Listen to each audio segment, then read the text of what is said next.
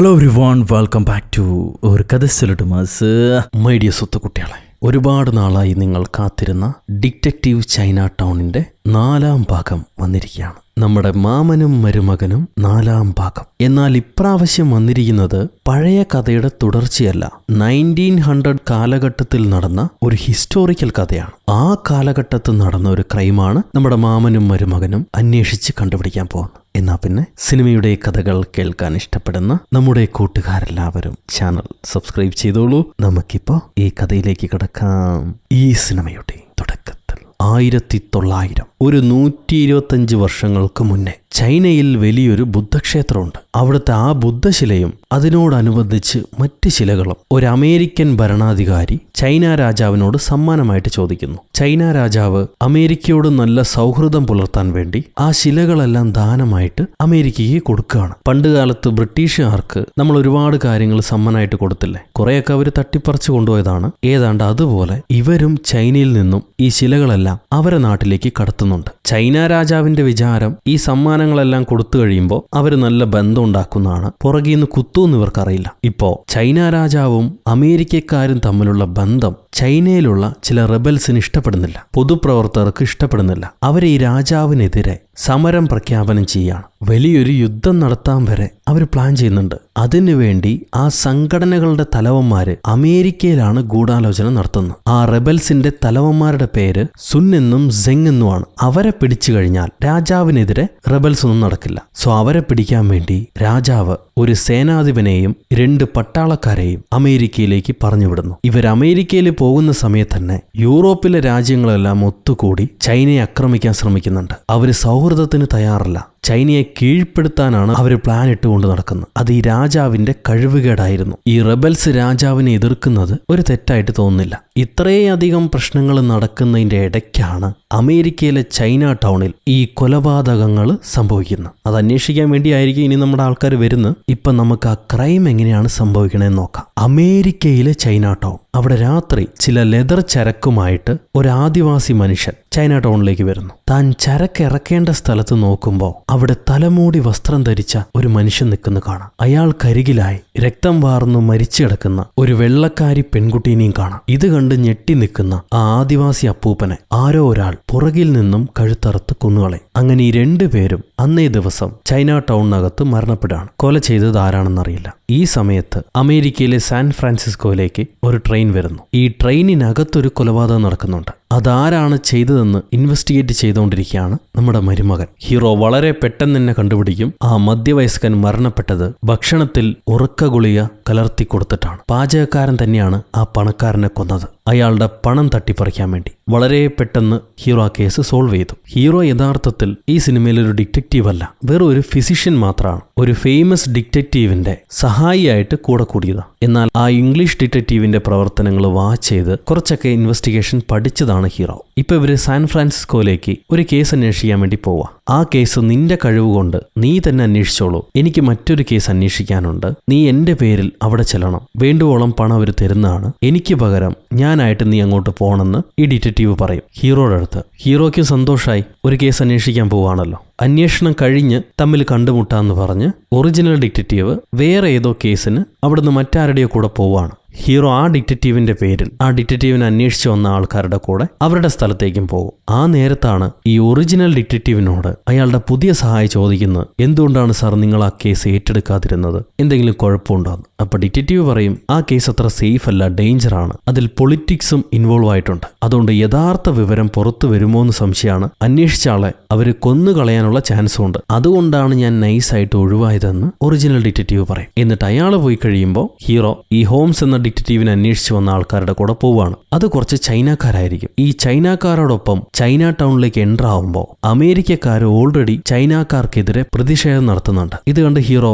ഇവിടെ എന്താണ് സംഭവിച്ചത്, എന്തിനാണ് അവർ പ്രതിഷേധിക്കണേന്ന് ഈ ചൈനക്കാരോട് ചോദിക്കും. അപ്പോഴാണ് അവർ വിവരങ്ങൾ പറഞ്ഞു കൊടുക്കുക. താൻ പത്രമൊന്നും വായിച്ചിട്ടില്ലേ, ഈ നഗരത്തിലെ പ്രധാനപ്പെട്ട ഒരു രാഷ്ട്രീയക്കാരന്റെ മോളാണ് മരണപ്പെട്ടത്, അവളുടെ പേര് ആലിസ് എന്നാണ്. അവളുടെ ഡെഡ് ബോഡി ചൈന ടൗണിൽ നിന്നാണ് കണ്ടുകിട്ടിയത്. കൂടെ തന്നെ ഒരു ആദിവാസി അപ്പൂപ്പനുണ്ടായിരുന്നു. പിറ്റേ ദിവസം പത്രക്കാർക്ക് ഒരു ലെറ്റർ കിട്ടി. അമേരിക്കയിലെ സീരിയൽ കില്ലറാണ് ഞാൻ, എന്റെ പേര് റിപ്പർ എന്നാണ്, ഞാൻ ഇനി തുടർച്ചയായി പെൺകുട്ടികളെ കൊല ചെയ്യുമെന്നാണ് ആ ലെറ്ററിൽ എഴുതിയിട്ടുണ്ടായിരുന്നു. പോലീസുകാർക്ക് കിട്ടിയ തെളിവിന്റെ അടിസ്ഥാനത്തിൽ ഇവിടുത്തെ ചൈനക്കാരുടെ തലവനായ ബായ് ഷുവാലിങ്ങിന്റെ മകനെയാണ് അവർ അറസ്റ്റ് ചെയ്തിരിക്കുന്നത്, ബായ് ഷെങ്ബാങ്. നമ്മളിപ്പോ ബായ് ഷുവാങ്ങിന്റെ വീട്ടിലേക്കാണ് പോകുന്നത്. തന്റെ മകൻ നിരപരാധിയാണെന്നാണ് അങ്ങേര് വിശ്വസിക്കുന്നത്. ഇത് പറഞ്ഞ് ചൈനക്കാര് ഹീറോയെ ചൈന തലവന്റെ വീട്ടിലേക്ക് കൊണ്ടുപോകും. ഈ സമയത്ത് അമേരിക്കയിലൊരു കാടിനകത്ത് മരിച്ചുപോയ ആദിവാസി അപ്പൂപ്പന് മരണച്ചടങ്ങുകൾ നടത്തിക്കൊണ്ടിരിക്കുക. അങ്ങോട്ട് ഒരാൾ കരഞ്ഞുകൊണ്ട് ഓടി വരുന്നുണ്ട്. അത് മറ്റാരുമല്ല, നമ്മുടെ മാമനാണ്. ഈ മാമൻ എൻ്റെ അപ്പനെ കത്തിക്കല്ലേ കത്തിക്കല്ലേ എന്ന് പറഞ്ഞ് ഓടി വന്നിട്ട്,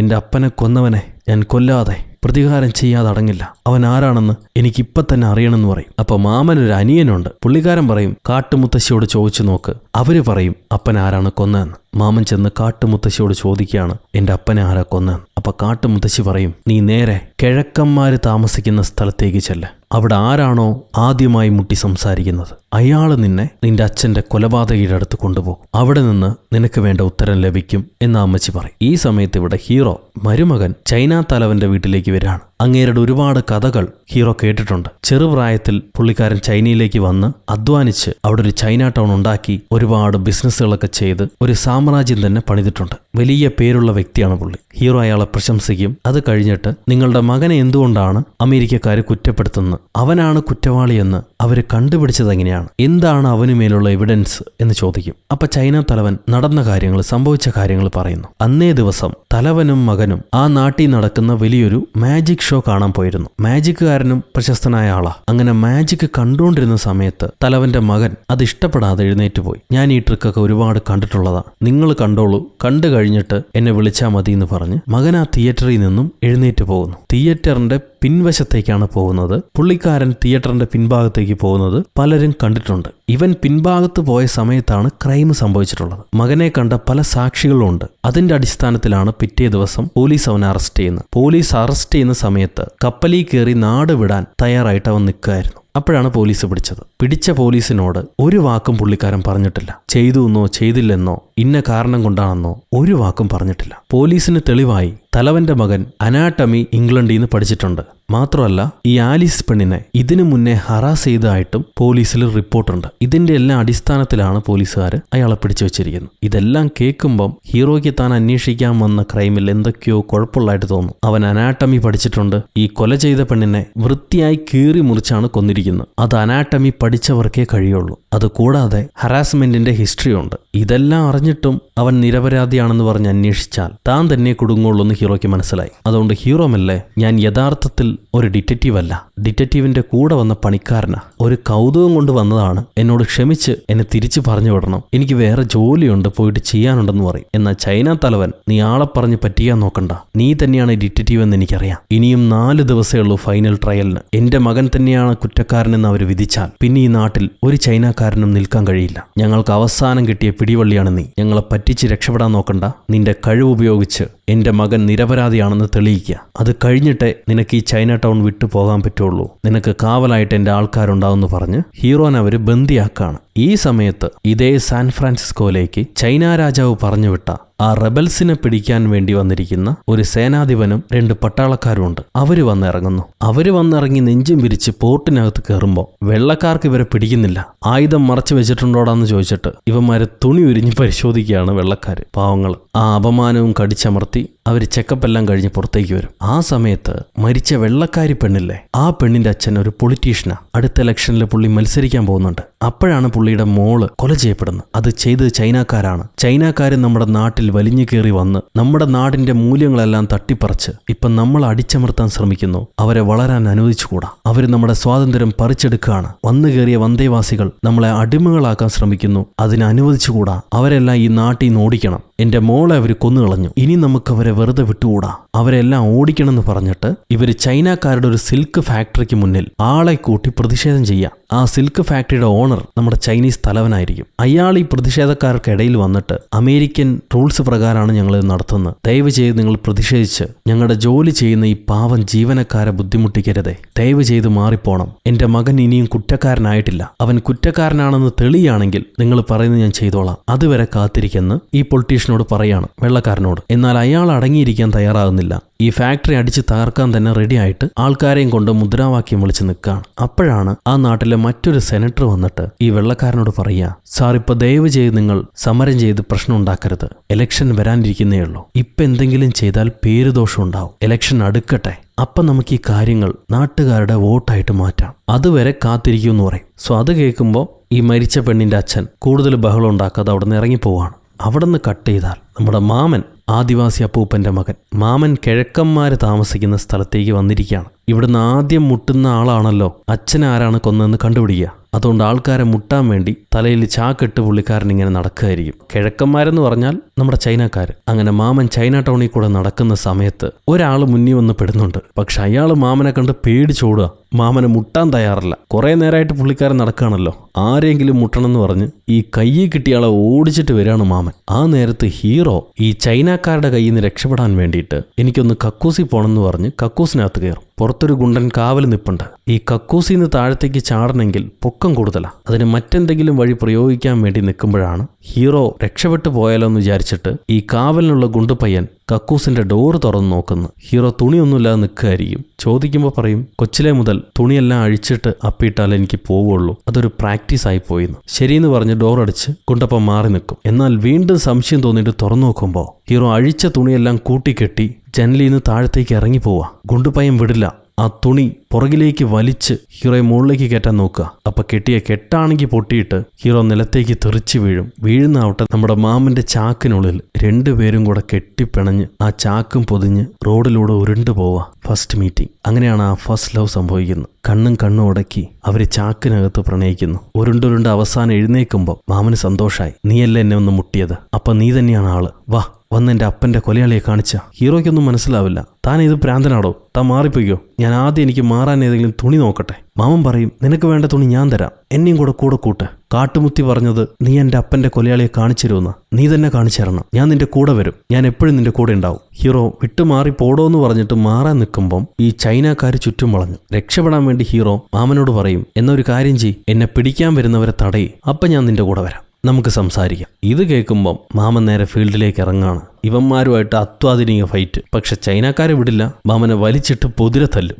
മാമന് പ്രതികരിക്കാൻ പറ്റിയില്ല. എന്നിട്ട് ഹീറോനെയും പിടിച്ചോണ്ട് പോവാണ്. കുറെ അടി വാങ്ങിയ ശേഷം നമ്മുടെ മാമൻ എഴുന്നേറ്റ് കയ്യിൽ ഏതോ ഒരു വിഷസൂചി അതെടുത്ത് മസിലെല്ലാം കുത്തിവെച്ച് വലിയ പെരുത്ത മസിലുണ്ടാക്കും. എന്നിട്ട് ആ മസിലും കൊണ്ട് ഓടി വന്ന് ഈ ചൈനക്കാരെല്ലാം വലിച്ചിട്ട് അടിച്ച് കറക്കി വലിച്ചെറിയാണ്. മാമൻ എല്ലാവരെയും ഇടിച്ചു തെറിപ്പിച്ചു. ഈ ഗ്യാപ്പിന് ഹീറോ മരുമകൻ ഓടി രക്ഷപ്പെടാൻ നോക്കും. എന്നാൽ രക്ഷയില്ല. മാമൻ പുറകെ തന്നെ വന്ന് അവനെയും കൂടെ പിടിച്ച് തന്റെ കൂടെ വിളിച്ചിട്ട് പോവാണ്. ഈ സമയത്ത് ചൈന തലവൻ അങ്ങേർക്ക് മോശം സമയം ഉണ്ടാവുമ്പോൾ ഈ സെനറ്ററാണ് ഹെൽപ്പ് ചെയ്യുക. അയാൾ അമേരിക്കക്കാരനാണ്. ആദ്യകാലം മുതലേ പുള്ളിക്കാരൻ നമ്മുടെ ചൈന തലവനെ സഹായിക്കുന്നുണ്ട് ആ നാട്ടിൽ എന്ത് പ്രശ്നം ഉണ്ടെങ്കിലും.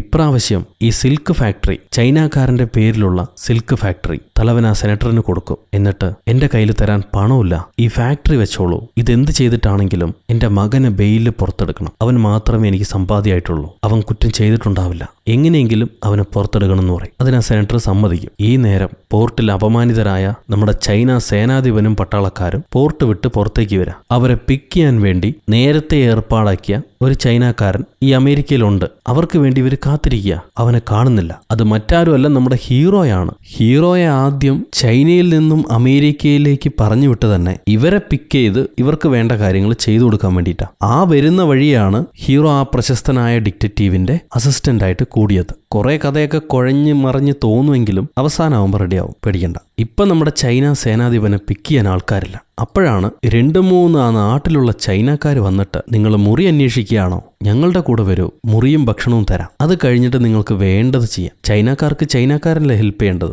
വന്നോളൂ, നിങ്ങളുടെ എല്ലാ കാര്യങ്ങളും ഞങ്ങൾ നോക്കിക്കോളാം, ആ പെട്ടിയൊക്കെ ഇങ്ങോട്ട് തായോ, ഞങ്ങൾ പോയി വണ്ടി എടുത്തിട്ട് വരാമെന്ന് പറഞ്ഞിട്ട് ഇവർ പോകും. 3 പോർട്ടർമാർ പോകും. സേനാധിപനും കൂട്ടാളികളും 3 മണ്ടന്മാരെ കിട്ടിയല്ലോ എന്ന് പറഞ്ഞിട്ട് ചിരിക്കുകയാണ് പരസ്പരം. എന്നിട്ട് ഇവര് കാത്തിരുന്ന് അവസാനം രാത്രിയായി. ആരെയും കാണുന്നില്ല. അപ്പോഴാണ് ഒരു പട്ടാളക്കാരൻ ചോദിക്കുക, സാർ നമ്മൾ പറ്റിക്കപ്പെട്ടോന്ന്. അവിടെ നിന്ന് കട്ട് ചെയ്താൽ മാമൻ മരുമകനെ വിളിച്ചോണ്ട് വന്ന് ഭക്ഷണമൊക്കെ വാങ്ങിച്ചു കൊടുക്കുന്നുണ്ട്. അവരങ്ങനെ ഇരുന്ന് ഭക്ഷണം കഴിക്കുമ്പോഴാണ് ഹീറോ പറയുക, എനിക്ക് കൊലയാളികളെ പിടിക്കുന്നല്ല ജോലി, ആ ജോലിക്കല്ല ഞാൻ ഇവിടെ വന്നിട്ടുള്ളത്, നിങ്ങൾ തെറ്റിദ്ധരിക്കരുത്, വേറെ ആരെങ്കിലും നോക്കിക്കോളൂ, ഞാൻ ഇവിടുന്ന് പോവാണെന്നും പറഞ്ഞു ഹീറോ ഭക്ഷണം കഴിഞ്ഞ് എഴുന്നേറ്റ് പോകാൻ നിൽക്കുമ്പോൾ മാമൻ അവനെ വിട്ടു മാറുന്നില്ല. നീ എന്ത് പറഞ്ഞാലും ഞാൻ നിന്നെ വിടാൻ പോകുന്നില്ല, നീ തന്നെയാണ് ആളെന്ന് കാട്ടുമുത്തി പറഞ്ഞിട്ടുണ്ട്, അതുകൊണ്ട് ഞാൻ നിന്നെ വിട്ടു പോവില്ല. അപ്പൊ ഹീറോ കക്കൂസി പോകാനെങ്കിലും അനുവദിക്കും, ഞാനൊന്ന് കക്കൂസി പോയിട്ട് വരാമെന്ന് പറഞ്ഞ് മാമനെ പറ്റിച്ച് അവിടുന്ന് തടി തപ്പി ആ വഴിയെ പോയ ട്രെയിനിൽ കയറി അവിടുന്ന് എസ്കേപ്പ് ആവും. നേരെ സേനാധിപന്റെ അടുത്തേക്കാണ് വരുന്നത്. സേനാധിപനാണെങ്കിൽ എങ്ങോട്ടാ പോണ്ടേന്നറിയാതെ ഇടതും വലതും മാറി മാറി നടന്നുകൊണ്ടിരിക്കുക. ഹീറോ ഇവരടുത്തെത്തുമ്പോഴേക്കും മറ്റേ ചൈന തലവന്റെ ആൾക്കാർ ആ നാടെല്ലാം ഹീറോയെ അന്വേഷിച്ച് നടപ്പുണ്ട്. സോ ഇവരെ കണ്ണിപ്പെടാതിരിക്കാൻ വേണ്ടി ഹീറോ ഒരു കുതിരവണ്ടി കയറി കിടക്കും. രാവിലെ കണ്ണ് തുറക്കുമ്പോൾ മാമനുണ്ട് മുന്നിൽ. ഇത് എവിടെയാടാ സ്ഥലം എന്ന് ചോദിക്കുമ്പോൾ മാമൻ പറയും, നമ്മളിതാ വീട്ടിലേക്ക് എത്തിയെന്ന്. നോക്കുമ്പോൾ ഒരു കാടിനകത്താണ് വണ്ടി നിൽക്കുന്നത്. ചുറ്റും കുറെ ആദിവാസികളുണ്ട്. ഹീറോ എല്ലാവരെയും കണ്ട് ഞെട്ടി വിറയ്ക്കുമ്പോൾ അതിനിടയിൽ ഒരു സുന്ദരി. ആ സുന്ദരിയെ കണ്ടപ്പോൾ ഹീറോയ്ക്ക് ഇഷ്ടമായി. ഉടനെ സുന്ദരിക്ക് ചെക്കുബാറായിട്ട് ഒരാൾ വന്നിട്ട്, എന്റെ അനിയത്തിയെ ലൈൻ അടിക്കുന്നോടാ, നിന്റെ കണ്ണ് ചൂഴ്ന്നെടുക്കുന്നു പറയും. ഇത് കേട്ട് ഹീറോ അയാൾ എന്താ പറയണേന്ന് മാമനോട് ചോദിക്കുകയാണ്. അവരെ ട്രൈബൽ ലാംഗ്വേജാ പുള്ളിക്കാരൻ പറഞ്ഞു. മാമൻ പറയും, നീ കൊലയാളിയെ കണ്ടുപിടിച്ചാൽ അവനവന്റെ അനിയത്തിയെ കെട്ടിച്ചേരാന്നാണ് പറയുന്നത്. അപ്പൊ അയാൾ ചോദിക്കും, ഹീറോ എന്താ പറയണതെന്ന്. മാമൻ അയാളോട് പറയും, അച്ഛൻ മരിച്ചതിന് പ്രതികാരം ചെയ്യാൻ ഇവൻ സഹായിക്കാമെന്നാണ് പറയുന്നത്, നീ ഓക്കെ ആണോ? അയാൾ ഓക്കെ ആണെന്ന് പറയും. അപ്പൊ ഹീറോ അയാൾ എന്താ പറയണെന്ന് ചോദിക്കുമ്പോൾ മാമൻ, പെങ്ങള് മാത്രം പോരെങ്കിൽ ഇവിടെ 2 ഏക്കർ സ്ഥലവും നിനക്ക് തരാമെന്നാണ് പുള്ളിക്കാരൻ പറയുന്നത്. അത് കേൾക്കുമ്പോൾ ഹീറോ ഹാപ്പിയായി. ഓക്കെ, എന്നാൽ ഡബിൾ ഓക്കെ, ഞാൻ കൊലയാളിയെ കണ്ടുപിടിച്ചു തരാം. പുള്ളിയും പറയും ഓക്കെ എന്ന്. അത് കഴിഞ്ഞ് മാമൻ ഹീറോയെ വിളിച്ചുകൊണ്ട് പോയി അയാളുടെ കഥ പറയാണ്. യഥാർത്ഥത്തിൽ നമ്മുടെ മാമൻ പുള്ളി ചൈനക്കാരനായിരുന്നു. ചൈനീസ് കുടുംബത്തിലാണ് ജനിച്ചത്. മാമന്റെ അച്ഛനും അമ്മയും ചെറുപ്പത്തിൽ ഒരു തുരങ്കപ്പണിക്കിടയിൽ അപകടമുണ്ടായി മരണപ്പെട്ടു. അങ്ങനെ അനാഥനായിരുന്ന മാമനെ ഈ കാട്ടുമൂപ്പനാണ് എടുത്ത് വളർത്തിയത്. അയാൾ എല്ലാം പഠിപ്പിച്ചു കൊടുത്ത് സ്വന്തം മകനായിട്ട് വളർത്തി. എന്നിട്ട് ഇപ്പിതാ ആ കാട്ടുമൂപ്പൻ കൊല ചെയ്യപ്പെട്ടിരിക്കുന്നു. ആ കൊലയാളിയെ എനിക്ക് വെറുതെ വിടാൻ കഴിയില്ല. എന്റെ അച്ഛന് വേണ്ടി എനിക്ക് അവനോട് പ്രതികാരം ചെയ്യണം. നീ അതിന് സഹായിച്ചില്ലെങ്കിൽ നിനക്ക് കുഞ്ഞുങ്ങളുണ്ടാകുന്ന ഭാഗം മുറിച്ചു മാറ്റി ഞാൻ. സഹായിക്കുകയാണെങ്കിൽ നിനക്ക് പെണ്ണും സ്ഥലവും തന്ന് ഞങ്ങൾ ഇവിടെ തന്നെ കൂട്ടാം. ഹീറോ സഹായിക്കാന്ന് പറഞ്ഞ് ഉറപ്പ് കൊടുക്കും. പിറ്റേന്ന് തന്നെ ഈ മാമനെയും വിളിച്ച് ചൈന തലവന്റെ അടുത്തേക്ക് പോവാം. ചൈന തലവന് ഹീറോയെ കാണുമ്പോൾ സന്തോഷാവും. താൻ തിരിച്ചു വന്നല്ലോ, ഓടി രക്ഷപ്പെട്ടു എന്നാണ് ഞാൻ വിചാരിച്ചത്. അത് കേട്ട് ഹീറോ പറയും, ഞാൻ ഓടിയതല്ല, സഹായത്തിന് മറ്റൊരാളെയും കൂടെ വിളിച്ചിട്ട് വരാൻ പോയതാ. ഇതാണ് ആ ആള്. ഇങ്ങേരുടെ അച്ഛനും കൊല ചെയ്യപ്പെട്ടിട്ടുണ്ട് എന്ന് പറഞ്ഞ് മാമനെ ചൈന തലവനുമായിട്ട് പരിചയപ്പെടുത്തും. ഈ സമയത്ത് നമ്മുടെ സേനാധിപനും പട്ടാളക്കാരും എങ്ങനെയൊക്കെയോ തെണ്ടിത്തിരിഞ്ഞ്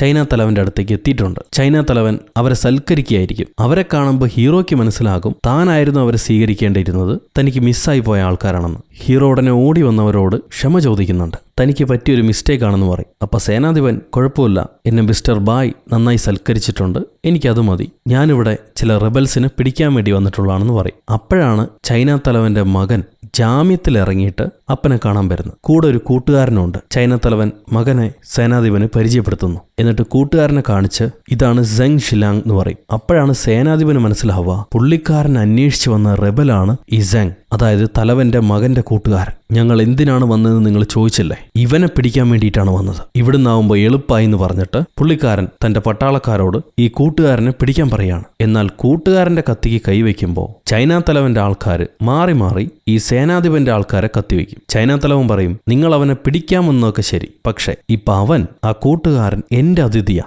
ഇത് ചൈനയുമല്ല, ഇത് അമേരിക്കയാ. ഇവിടെ എന്റെ വീട്ടിൽ വന്നവരെല്ലാം അതിഥികളാ, നിങ്ങളും ഇവനും. അതുകൊണ്ട് ഇവിടെ വെച്ച് വഴക്ക് വേണ്ട. ഈ ചൈന ടൗണിന് പുറത്ത് വെച്ച് നിങ്ങൾ എന്ത് വേണേലും ആയിക്കോ, ഞാൻ ചോദിക്കില്ല. ഇത് കേൾക്കുമ്പോൾ സേനാധിപൻ പറയും, നിങ്ങൾ പറയുന്നത് ശരിയാണ്, നിങ്ങളുടെ സ്ഥലത്ത് വെച്ച് ഞാൻ ഇനി ഇവരൊന്നും ചെയ്യുന്നില്ല. എന്നാൽ ഞങ്ങൾ വന്ന ജോലി എന്തായാലും പൂർത്തീകരിച്ചിട്ടേ പോവുള്ളൂ. ഇപ്പൊ ഞങ്ങൾ ഇവിടുന്ന് ഇറങ്ങുന്നു എന്ന് പറഞ്ഞിട്ട് സേനാധിപൻ അവരുടെ ആൾക്കാരെയും വിളിച്ചിട്ട് ഇറങ്ങിപ്പോ. ഇതിൽ രസം എന്താന്ന് വെച്ചാൽ സേനാധിപൻ പിടിക്കാൻ വന്ന 2ാമത്തെ ആള് തലവന്റെ മകൻ തന്നെയാണ്. അത് അയാൾ പറയുന്നില്ല. ഈ സീനെല്ലാം കഴിയുമ്പോൾ ചൈന തലവൻ മോനെ വിളിച്ച്, ആ പെൺകുട്ടി മരിച്ചന്ന് രാത്രി എന്തൊക്കെയാണ് സംഭവിച്ചതെന്ന് നീ ഡിറ്റക്റ്റീവിനോട് പറഞ്ഞു കൊടുക്ക്, കാര്യങ്ങൾ കൃത്യമായിരിക്കണം, അങ്ങേരാണ് ഈ കേസ് ഇനി ഇൻവെസ്റ്റിഗേറ്റ് ചെയ്യാന്ന് പറയും. ഈ നേരത്ത് വേറൊരു തൊല്ലിയും കൂടെ ഉണ്ടാവുന്നുണ്ട്. ഇവരെ ചൈന ടൗണിലേക്ക് ഐറിഷ് ആൾക്കാർ കുറച്ച് പേര് അവരുടെ എന്തോ ചൈന ടൗണിലെ ആൾക്കാർ കട്ടെടുത്തോണ്ട് വന്നു, ഞങ്ങൾക്കത് തിരിച്ചു വേണമെന്ന് ചോദിച്ചിട്ട് വന്നിട്ടുണ്ടാവും. നമ്മുടെ തലവൻ ചെന്ന്, നിങ്ങൾ ഇപ്പൊ വഴക്കുണ്ടാക്കരുത്, എനിക്കൊരു 2 ദിവസം സമയം തായോ, നിങ്ങളുടെ എന്തെങ്കിലും ആരെങ്കിലും കട്ടെടുത്തിട്ടുണ്ടെങ്കിൽ ഞങ്ങളത് തിരിച്ചേൽപ്പിക്കുകയും കട്ടെടുത്തവരെ പിടിച്ചു തരികയും ചെയ്യും. ഇപ്പൊ ദയവ് ചെയ്ത് വഴക്കുണ്ടാക്കരുത്, തിരിച്ചു പോണെന്ന് പറഞ്ഞ് അപേക്ഷിക്കും. സോ ഐറിഷ് ആൾക്കാർ നിങ്ങൾക്ക് 2 ദിവസം സമയം തരുന്നു, അതിനുള്ളിൽ ഞങ്ങളുടെ കളവ് പോയ സാധനങ്ങൾ തിരിച്ചേൽപ്പിച്ചേ മതിയാക്കൂ എന്ന് പറഞ്ഞിട്ട് പോകും. ഈ നേരം ഹീറോ തലവന്റെ മോനോട് ചോദിക്കുകയാണ്, അന്ന് രാത്രി എന്താണ് സംഭവിച്ചതെന്ന്. ഈ ചെറുക്കൻ മിണ്ടുന്നില്ല. ഉടനെ മാമന് ദേഷ്യം വരുന്നുണ്ട്. വാ തുറന്ന് സംസാരിക്കടാ, എന്റെ അച്ഛനും ഈ കേസിൽ ഉൾപ്പെട്ടിട്ടുണ്ട്, നീ വാ തുറന്നില്ലെങ്കിൽ കൊന്നുകളയെന്ന് പറഞ്ഞ് മാമൻ അവന്റെ കഴുത്തിന് കത്തിവെക്കുക. അപ്പൊ ഈ ചെറുക്കന്റെ കൂട്ടുകാരൻ സത്യം പറയേണ്ട സമയമായി, ഇനിയും വായടച്ചു വെച്ചാൽ അത് നിന്റെ പേരിനൊരു ദോഷമുണ്ടാക്കും. അതുകൊണ്ട് സത്യം ഞാൻ പറയാണ്. ആ കൂട്ടുകാരൻ നടന്ന സത്യം പറയും. അന്നേ ദിവസം ഇവര് പോയത്, തലവന്റെ മോനും ഈ കൂട്ടുകാരനും അവരുടെ ഗ്രൂപ്പിലെ ആൾക്കാരും പോയത് എങ്ങോട്ടാണെന്ന് വെച്ചാൽ ഈ ഐറിഷ് പീപ്പിൾസിന്റെ കോട്ടയിലേക്കാണ്. അവര് തോക്കുകൾ ഉണ്ടാക്കുന്നുണ്ട്. ഐറിഷ് ആൾക്കാർ അവരുണ്ടാക്കിയ തോക്കുകളെല്ലാം അടിച്ചു മാറ്റാൻ വേണ്ടിയിട്ടായിരുന്നു തലവന്റെ മോനും കൂട്ടുകാരനും അങ്ങോട്ട് പോയത്. അവരതെല്ലാം അടിച്ചു മാറ്റി തിരിച്ചു വരുമ്പോഴേക്കും ഇവിടെ കൊലപാതകങ്ങൾ നടന്നിട്ടുണ്ട്. ഇത് കേൾക്കുന്ന ചൈന തലവൻ, തോക്കുകൾ വേണമെങ്കിൽ നമുക്ക് പണം കൊടുത്ത് വാങ്ങിക്കായിരുന്നല്ലോ, എന്തിനാണ് ഐറിഷ് ആൾക്കാരുടെ നിന്ന് അടിച്ചു മാറ്റിയെന്ന് ചോദിക്കും. അത് കേട്ട് കൂട്ടുകാരൻ പറയും, അവര് തോക്കുകൾ ഉണ്ടാക്കി തന്നെ നമുക്കെതിരെ യുദ്ധം ചെയ്യാൻ വേണ്ടിയിട്ടാ. മാത്രമല്ല നമ്മുടെ കയ്യിൽ നിന്ന് ഒരുപാട് സാധനങ്ങൾ അവർ ചോദിക്കാതെയും പറയാതെയും കട്ടെടുക്കുന്നുണ്ട്. നമുക്കെതിരെ ഒരു പോരാട്ടം നടത്താൻ അവർ പ്ലാൻ ചെയ്യുന്നുണ്ടായിരുന്നു. അതുകൊണ്ടാണ് ആ തോക്കുകൾ ഞങ്ങൾക്ക് അവിടുന്ന് മാറ്റേണ്ടി വന്നത്. ഇത് ഞങ്ങളുടെ പോരാട്ടമാണെന്ന് മകനും കൂട്ടുകാരനും പറയും. അപ്പൊ മാമൻ ചോദിക്കും, എന്നാ പിന്നെ തോക്കടിച്ചു മാറ്റിയ നീ എന്തിനാണ് പോർട്ടിൽ കപ്പൽ കയറി രക്ഷപ്പെടാൻ നോക്കിയത്? സത്യം പറയടാ. അയാൾ മിണ്ടുന്നില്ല. അപ്പൊ ഹീറോ ആണെങ്കിൽ താൻ ഇതിലും സംശയിക്കാതെ തോക്കടിച്ചു മാറ്റിക്കഴിഞ്ഞ് ഇയാൾ പേടിച്ചിട്ടുണ്ടാവും. അതുകൊണ്ട് നാട്ടിൽ നിന്ന് മാറി നിൽക്കാൻ വേണ്ടിയിട്ടായിരിക്കണം പോർട്ടിലേക്ക് പോയിട്ടുണ്ടാവുക. സത്യമല്ലേ? തലവന്റെ മോൻ അതെ അതെ സത്യമാണെന്ന് പറയും. അപ്പൊ മാമൻ, അങ്ങനെയാണെങ്കിൽ ഇവന്റെ വായി നോക്കിയിരുന്നിട്ട് കാര്യമൊന്നുമില്ല, ഇവനല്ലല്ലോ കില്ലർ, നമുക്ക് യഥാർത്ഥ കില്ലറെ കണ്ടുപിടിക്കാം, ഇനി ഇവിടെ നിൽക്കേണ്ട ആവശ്യമില്ല, വാ പോകാന്ന് പറഞ്ഞ് മാമൻ ഹീറോയെയും വലിച്ചെടുത്തോണ്ട് പോവാ. പോകാൻ നേരം ഹീറോ ചൈന തലവനോട് പറയും, നിങ്ങൾ എനിക്ക് വേണ്ടി ഒരു ഉപകാരം ചെയ്യണം. എനിക്ക് ഈ നാട്ടിൽ തന്നെ ഒരു പെണ്ണും സ്ഥലവും കിട്ടിയിട്ടുണ്ട്. അതുകൊണ്ട് ഇവിടെ താമസിക്കാൻ എനിക്ക് ഇവിടുത്തെ സിറ്റിസൺഷിപ്പ് ഒന്ന് വാങ്ങിച്ചേരണേ. എനിക്ക് ഭാര്യ ഈ നാട്ടിൽ തന്നെ കിട്ടിയിട്ടുണ്ടെന്നും പറഞ്ഞ് ഹീറോ ഇറങ്ങിപ്പോവും. അത് കഴിയുമ്പോൾ ചൈന തലവന്റെ മോൻ,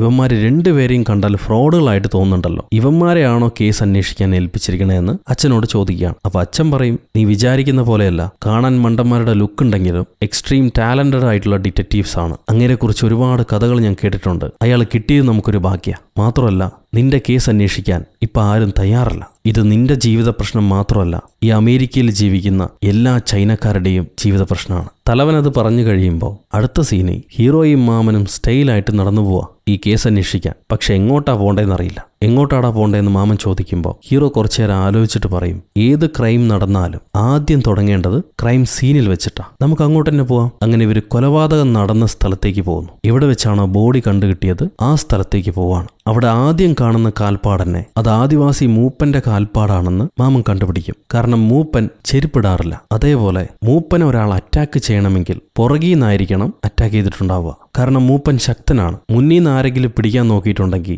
6 പേരെ വരെ പുള്ളിക്കാരനെ അടിച്ചു വീഴ്ത്താനുള്ള കഴിവുണ്ട്. സോ പുറകീന്നാണ് ആരോ അറ്റാക്ക് ചെയ്തിരിക്കുന്നത്. പിന്നെ അവിടെ 2 പേരും മരണപ്പെട്ടിട്ടുണ്ട്. എന്നാൽ ഒരാളുടെ രക്തം മാത്രമേ മണ്ണിൽ തളം കെട്ടിക്കിടന്നിട്ടുള്ളൂ. അങ്ങനെയാണെങ്കിൽ മൂപ്പൻ മാത്രമാണ് അവിടെ വെച്ച് കൊല ചെയ്യപ്പെട്ടിട്ടുള്ളത്. മറ്റേ പെൺകുട്ടിയെ വേറെ എവിടുന്നെങ്കിലും കൊന്നിട്ട് ഇവിടെ കൊണ്ടുവന്ന് ഇട്ടതായിരിക്കണം. മറ്റൊരാളുടെ ഷൂ ഇട്ട കാൽപ്പാട് അത് നല്ല ആഴത്തിൽ പതിഞ്ഞിട്ടുണ്ട്. അയാള് ഈ ബോഡി ക്യാരി ചെയ്ത് കൊണ്ടുവന്നതായിരിക്കണം. പിന്നെ കുറച്ച് കുതിരച്ചാണകം അവിടെ കിടപ്പുണ്ടാവും. മാമൻ അത് തിന്നു നോക്കിയിട്ട് ഇത് സിറ്റിയിലെ കുതിരയാ, കാട്ടിലെ കുതിരയാണെങ്കിൽ പുല്ലായിരിക്കും തിന്നിട്ടുണ്ടാവുക. ഈ ചാണകത്തിന് ബീൻസിന്റെ ചൊവയുള്ളത്. അങ്ങനെയാണെങ്കിൽ അത് സിറ്റിയിലെ കുതിരയാ. സോ കുതിരവണ്ടിയിൽ ആരോ ഈ ബോഡി കൊണ്ടുവന്നിട്ടിട്ടുണ്ട്. സോ ബോഡി കൊണ്ടുവന്നിട്ടത് ആ കൊലയാളിയെ അച്ഛൻ കണ്ടിട്ടുണ്ടാവണം. അതുകൊണ്ടായിരിക്കണം കൊല നടന്നിട്ടുണ്ടാവുക. ഈ കൊലയാളിയെ കണ്ട് അയാൾ നേരിട്ട് അറ്റാക്ക് ചെയ്തിട്ടുണ്ടെങ്കിൽ അച്ഛൻ അയാളെ കീഴ്പ്പെടുത്താൻ കഴിയുമായിരുന്നു. എന്നാൽ കൊലയാളിയെ കണ്ട അച്ഛനെ പുറകീന്ന് ആരോ അറ്റാക്ക് ചെയ്തിട്ടുണ്ട്. അങ്ങനെയാണെങ്കിൽ കൊലയാളി ഒറ്റയ്ക്കായിരിക്കില്ല അവിടെ ഉണ്ടായിട്ടുണ്ടാവുക, വേറെ ആരെങ്കിലും കൂടെ ഉണ്ടാവണം. ക്രൈം സീനിൽ എന്താണ് നടന്നതെന്ന് അവർ മനസ്സിലാക്കി. ഇനി ഫെർദർ ഇൻവെസ്റ്റിഗേഷൻ, ആ ബോഡി ഒന്ന് ഓട്ടോപ്സി നടത്തണ്ടേ. അതിനു വേണ്ടിയിട്ട് ഇവർ മോർച്ചറിയിലേക്ക് ചെല്ലും. അവിടുത്തെ ആൾക്കാർ എൻട്രൻസ് കൊടുക്കില്ല. അപ്പൊ ഇവര് ഒരു ഫേക്ക് ID കാണിച്ചു കൊടുത്തിട്ട് ഫ്യൂണറൽ ബ്യൂറോ ഓഫ് ഇൻവെസ്റ്റിഗേഷനാണ്, മരിച്ച ബോഡികൾ നിങ്ങൾ യഥാക്രമം സൂക്ഷിച്ചിട്ടുണ്ടോ എന്നറിയാൻ വേണ്ടി ഞങ്ങൾ വേഷം മാറി വന്നിരിക്കുന്ന ഗവൺമെന്റിന്റെ പ്രത്യേക വിഭാഗമാണ്, എല്ലാ ബോഡിയും കാണിക്കണമെന്ന് പറഞ്ഞ് ഇവർ മോർച്ചറി ഉദ്യോഗസ്ഥനെ ഭീഷണിപ്പെടുത്തും. അയാൾ അകത്ത് കൊണ്ടുപോയി വേണ്ട ബോഡികൾ കണ്ടോളാൻ പറയും. അങ്ങനെ ഇവർ മരിച്ച ആലിസിന്റെ ബോഡി ഇൻസ്പെക്ട് ചെയ്യാണ്. മാമൻ ചുറ്റും നടന്ന് മണത്ത് പല കാര്യങ്ങളും കണ്ടുപിടിക്കും. കാട്ടുവാസി ആയതുകൊണ്ട് തന്നെ മണത്ത് കണ്ടുപിടിക്കാൻ വിദഗ്ധനാണ്. ഈ ബോഡിയിൽ പല ഭാഗത്തായിട്ട് ക്ഷതമേറ്റതിന്റെ അടയാളങ്ങളുണ്ട്. ഒപ്പം നഖത്തിൽ മറ്റൊരു മനുഷ്യന്റെ ശരീരത്തിലെ ചെറിയ മാംസം ഉണ്ടാവും. പിന്നെ ഈ പെൺകുട്ടിയുടെ വയറ് മുറിച്ച് വളരെ വൃത്തിയായി മുറിച്ച് ഗർഭപാത്രം എടുത്ത് മാറ്റിയിട്ടുണ്ട്. അതെന്തിനാ ചെയ്തതെന്നറിയില്ല. അതേപോലെ തലയ്ക്കടിയേറ്റ ക്ഷതമുണ്ട്. ആ അടിയേറ്റ ഭാഗത്ത് ഒരു മരത്തിന്റെ കഷ്ണം ഇവർക്ക് കിട്ടും. മരത്തിന്റെ ചെറിയ അവശിഷ്ടം. തലയിലേറ്റ അടിയാണ് മരണകാരണമെന്ന് അതിന്ന് വ്യക്തമാണ്. ഇനി പെണ്ണിനോ പെണ്ണിന്റെ അച്ഛനോ ഏതെങ്കിലും ശത്രുക്കളുണ്ടോ, കൊലപാതകത്തിന് മറ്റെന്തെങ്കിലും കാരണമുണ്ടോ എന്നറിയാൻ വേണ്ടി ഇവർ അച്ഛനെ ചെന്ന് കണ്ടിട്ട് ഫെർദർ ഇൻവെസ്റ്റിഗേഷൻ നടത്താൻ പറ്റുമെന്ന് നോക്കും. എന്നാൽ അച്ഛൻ ഇവരുമായിട്ട് സംസാരിക്കാൻ തയ്യാറല്ല. ഒരു ചൈനക്കാരനായിട്ട് ഞാൻ മിണ്ടാൻ തയ്യാറല്ല. നിങ്ങൾ കാരണമാണ് എന്റെ കുഞ്ഞില്ലാതായത്, ഇറങ്ങിപ്പോക്കോ, ഇനി ഈ ഭാഗത്ത് ചവിട്ടിപ്പോരെന്നും പറഞ്ഞ് രണ്ടുപേരെയും അപമാനിച്ച് ഇറക്കിവിടും. ശരി, വെളിച്ചത്തിൽ പോയാലല്ലേ പുള്ളിക്കാരൻ കയറ്റാതിരിക്കുള്ളൂ. നമുക്ക് ഇരുട്ടത്ത് പോവാന്ന് പറഞ്ഞ് രാത്രിയാവുമ്പോൾ ഇവർ ആ രാഷ്ട്രീയക്കാരന്റെ വീട്ടിലേക്ക്, ആ മരിച്ച പെൺകുട്ടിയുടെ വീട്ടിലേക്ക് ഒളിച്ചു പാത്ത് കയറുകയാണ്. ആദ്യം മാമൻ കയറി ചെന്നിട്ട് വാതിൽ തുറന്നുകൊടുത്ത് ഹീറോനെ അകത്തേക്ക് കയറ്റും. ഇനി ആ പെൺകുട്ടി ആലീസിന്റെ മുറി കണ്ടെത്തണം. തന്റെ പിഗ്ഗി നോസ് വെച്ച് മണത്ത് കണ്ടുപിടിക്കാൻ പറയും ഹീറോ. മാമൻ മണത്ത് കണ്ടുപിടിക്കും. അങ്ങനെ ആലീസിന്റെ മുറി കണ്ടെത്തി. അവിടെ എവിഡൻസ് ആയിട്ട് കാര്യമായ ഒന്നും അവർക്ക് കിട്ടില്ല. കുറേയധികം ഫോട്ടോകളുണ്ട്, കീറിയൊരു തുണിയുണ്ട്, പിന്നെ സ്റ്റെയർ കേസിൽ പോണ വഴി അതിന്റെ ഹാൻഡിൽ പൊട്ടിയതായിട്ട് കാണാം. ഇങ്ങനെ ഒരു ബന്ധമില്ലാത്ത കാര്യങ്ങളാണ് ഇവർക്ക് കണ്ടു കിട്ടുന്നത്. കാര്യമായ എവിഡൻസ് ഒന്നും കിട്ടുന്നില്ല. അത് കഴിഞ്ഞ് ഈ ചൈന തലവന്റെ മകനെ കാണാൻ വേണ്ടി ഇവർ വരുമ്പോൾ മകൻ വീട്ടിൽ നിന്ന് എസ്കേപ്പ് ആയിട്ടുണ്ട്. എങ്ങോട്ടാ പോയെന്നറിയില്ല. ചൈന തലവൻ പറയും, എന്റെ മകനെ എങ്ങനെയെങ്കിലും എത്രയും പെട്ടെന്ന് കണ്ടുപിടിക്കുക. അവൻ എന്തെങ്കിലും സംഭവിച്ചു കഴിഞ്ഞാൽ ഈ കേസ് അവന്റെ തലയ്ക്കന്നെയാ വരിക. നമുക്ക് പിന്നെ അവനല്ല കുറ്റക്കാരെന്ന് തെളിയിക്കാൻ പറ്റില്ല. എങ്ങനെയെങ്കിലും അവനെ കണ്ടുപിടിക്കാൻ പറയും. അവൻ എവിടെയാണെന്ന് കവടി നിരത്തിയെങ്കിലും കണ്ടുപിടിക്കുകയെന്ന് മരുമോൻ മാമനോട് ചോദിക്കുക. മാമൻ ആമത്തോടുകൊണ്ട് കത്തിച്ച് പുകച്ച് 2 പരുന്തിനെയൊക്കെ വരുത്തിയിട്ട് ഈ ചെറുക്കൻ എവിടെയാണെന്ന് മഷിയിട്ട് നോക്കുന്നത് പോലെ കണ്ടുപിടിക്കുക. അപ്പൊ പരുന്തുകൾ എന്താ പറഞ്ഞെന്നറിയില്ല. നമുക്ക് അങ്ങോട്ട് പോവാന്ന് പറഞ്ഞ് മാമൻ ഹീറോയെയും വിളിച്ച്, നമ്മൾ നേരത്തെ കണ്ടില്ലേ ഒരു മാജിക്കാരൻ, അയാളെ തിയേറ്ററിലേക്ക് പോകും. അവിടെ നിന്ന് കണ്ണടച്ച് പ്രാർത്ഥിക്കുമ്പോൾ ഈ മാജിക്കാരന്റെ കൂടെ ചൈന തലവന്റെ മോനും കൂട്ടുകാരനും സംസാരിച്ചുകൊണ്ടിരിക്കുന്നത് മാമൻ 4ാം കണ്ണിൽ കാണുന്നുണ്ട്. അതനുസരിച്ച് ഇവര് വാതിലും തല്ലിപ്പൊളിച്ച് മാജിക്കാരന്റെ അടുത്ത് പോകുമ്പോൾ അവിടെ മകനെയും കൂട്ടുകാരനെയും കാണുന്നില്ല. തലവന്റെ മോനും കൂട്ടുകാരനും തന്റെ അടുത്ത് വന്നോന്ന് ചോദിക്കുമ്പോൾ അവരാരാണെന്ന് പോലും തനിക്കറിയില്ലെന്ന് മാജിക്കാരൻ. എന്റെ അടുത്ത് അങ്ങനെ ആരും വന്നിട്ടില്ല, അതെല്ലാം നിങ്ങളുടെ ഭ്രമയാ. ഒരു കാര്യം ചെയ്യ്, എന്റെ മാജിക് കണ്ടെല്ലാം ശരിയാവും. ഞാനിപ്പോൾ പ്രോഗ്രാം നടത്താൻ പോവാണ്, നിങ്ങൾ 2 പേരും കാത്തിരുന്ന് കണ്ടോളൂ, ടിക്കറ്റ് ഫ്രീ ആണെന്നും പറഞ്ഞ് പുള്ളിക്കാരൻ മാജിക് നടത്താൻ പോകും. ഈ സമയത്ത്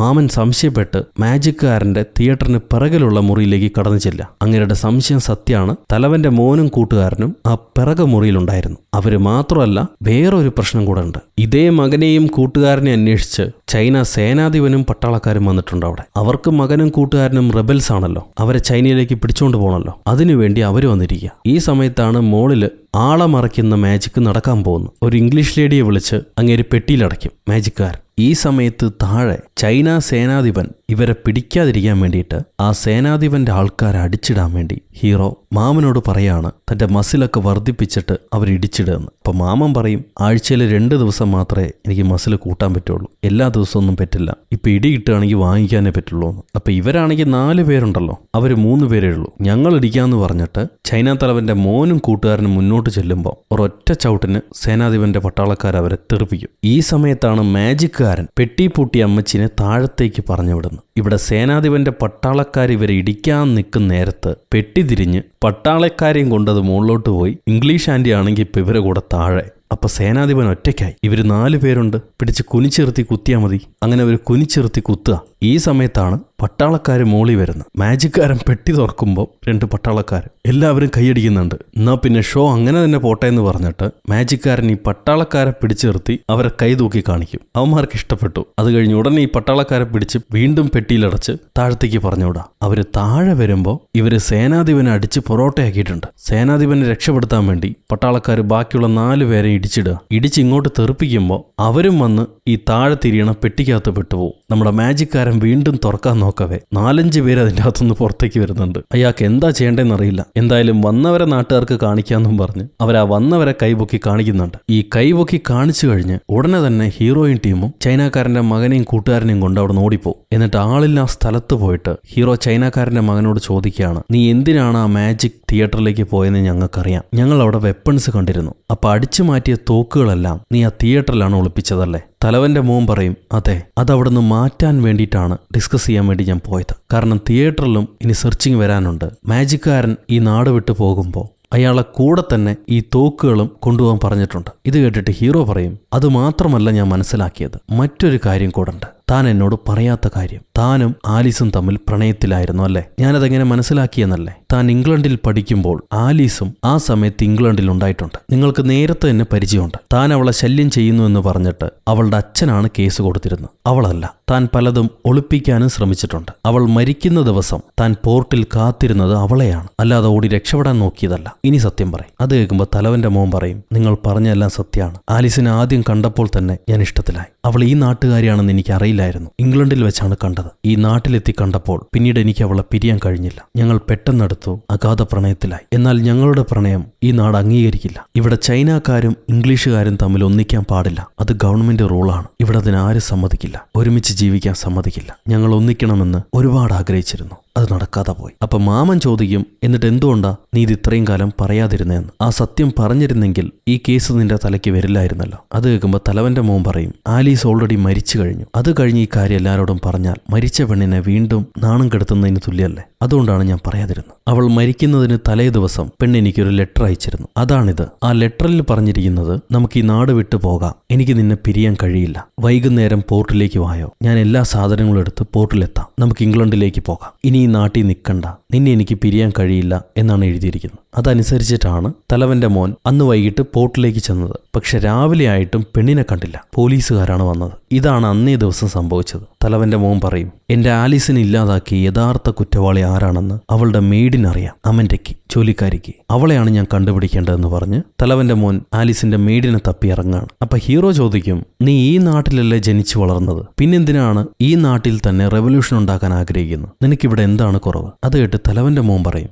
ഞാൻ ഈ നാട്ടുകാരുടെ വസ്ത്രമാണ് ധരിക്കുന്നത്. ഈ നാട്ടുകാർ എങ്ങനെ ജീവിക്കുന്നു അതേപോലെയാണ് ജീവിക്കുന്നത്. എന്നിട്ടും ഇവരെന്നെ പന്നിവാലുകാരാന്നാണ് വിളിക്കുക. ഞാനും ആലീസും ജീവന തുല്യം സ്നേഹിച്ചിരുന്നു. എന്നാൽ ഈ നാട്ടിൽ ചൈനക്കാരനെ ഈ നാട്ടുകാരനായിട്ട് ഇവർ അംഗീകരിക്കുന്നില്ല. അവരുടെ പെണ്ണിനെ കെട്ടിച്ചേരുന്നുമില്ല. ഒരു മൂന്നാം കിട മനുഷ്യരായി ഞങ്ങൾ ഈ ചൈന ടൗണിൽ എല്ലാവരാലും അവഗണിക്കപ്പെട്ട് ജീവിക്കുകയാണ്. അത് ഇനിയും എനിക്ക് പുറത്തു നിൽക്കാൻ കഴിയില്ല. ഞങ്ങൾ അതിനെതിരെ തിരിച്ചടിക്കും, റെവല്യൂഷൻ നടത്തും. ഇപ്പം എൻ്റെ ആലീസും പോയി, ഇനി എനിക്കത് മാത്രമേ ചെയ്യാനുള്ളൂ. നിങ്ങൾ ചെന്ന് ആലീസിനെ കൊന്നതാരാണെന്ന് കണ്ടുപിടിക്കും, ബാക്കിയുള്ള കാര്യം ഞാൻ നോക്കിക്കൊള്ളാം എന്ന് പറഞ്ഞിട്ട് തലവന്റെ മോനും കൂട്ടുകാരനും അവിടുന്ന് പുറപ്പെടുന്നു. ഈ സമയത്ത് സേനാധിപനും പട്ടാളക്കാരും ഐറിഷ് ആൾക്കാരുടെ അടുത്ത് പോയിട്ട്, നിങ്ങളുടെ കാണാതെ പോയ തോക്ക് എവിടെയാണെന്ന് ഞങ്ങൾക്കറിയാം, നിങ്ങൾ തോക്ക് കണ്ടുപിടിച്ചോളൂ, അത് കൊണ്ടുപോയ ആൾക്കാരെ ഞങ്ങൾക്ക് തന്നാൽ മതി, ഞങ്ങൾ അവരെയും കൊണ്ട് ചൈനയിലേക്ക് പോവാം, അതുകൊണ്ട് നമുക്കൊരു ഗ്രൂപ്പായിട്ട് പ്രവർത്തിക്കാമെന്ന് പറഞ്ഞ് അവർ ഐറിഷ് ആൾക്കാരുടെ കൂടെ ടൈപ്പ് ആവും.